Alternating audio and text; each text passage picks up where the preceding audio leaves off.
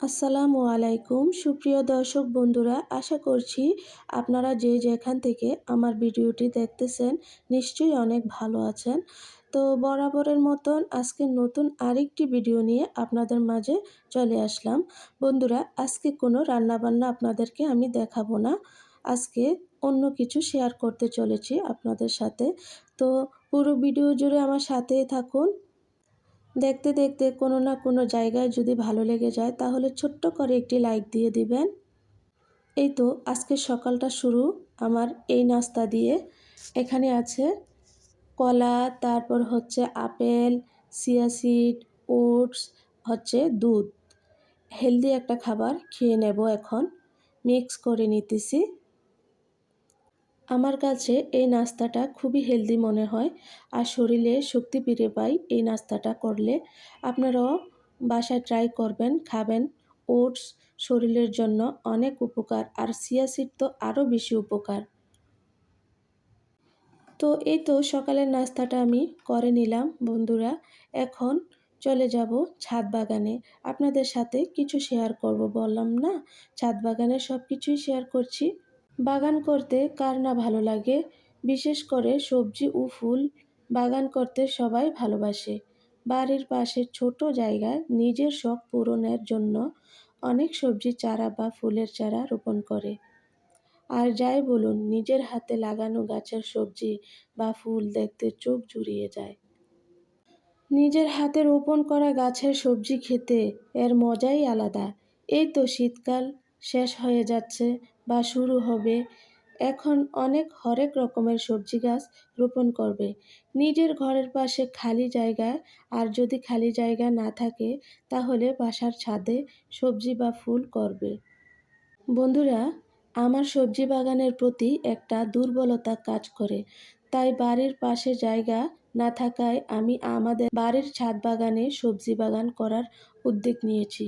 এই সবজি বাগান করার জন্য শৈশব থেকেই আগ্রহ রয়েছে আমার। তাই তখন বাড়ির আশেপাশে যেটুকু খালি জায়গায় পেতাম তখন কোনো না কোনো সবজি চারা লাগাতাম।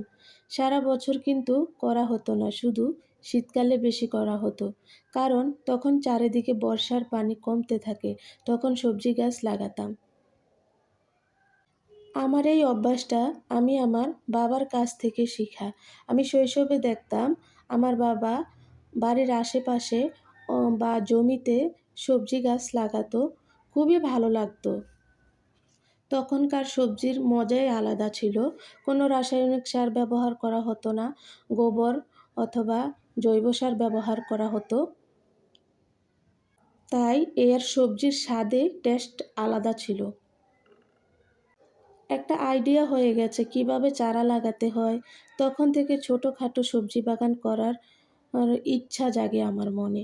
খুব খাওয়ার জন্য না, সবজি বাগানের ফলন দেখতে চোখ জুড়িয়ে যায়, তাই সবজি বাগানের প্রতি একটা আগ্রহ রয়েছে আমার।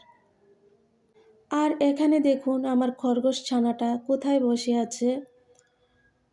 টমেটো গাছের ঝোপের নিচে আছে, ও সারাক্ষণ শুধু এখানেই থাকে আর আমার টমেটোগুলো একটা একটা করে খেয়ে ফেলে। চাইছিলাম খরগোশ ছানাটাকে বিক্রি করে দিতে, কিন্তু মানে মায়ায় পড়ে গেছে এটার, সেজন্য বিক্রি করতে পারি না। তো এই তো দেখুন বন্ধুরা, আমার টমেটোর ফলনটা কত সুন্দর হয়েছে। টমেটো ধরেছে, নিজের হাতে গাছগুলো লাগিয়েছি, পরিচর্যা করেছি, খুবই ভালো লাগে। ছাদে আসলেই আমার মন জুড়িয়ে যায়। আমাদের বাসার ছাদে নিজের হাতে করে মাটি বহন করে চারা লাগানোর একটা বন্দোবস্ত করি।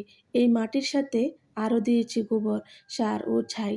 মাটি তৈরি করার পর আমাদের শহরের পাশেই একটা সাপ্তাহিক হাট বাজার বসে, এটার নাম হচ্ছে কালী বাজার।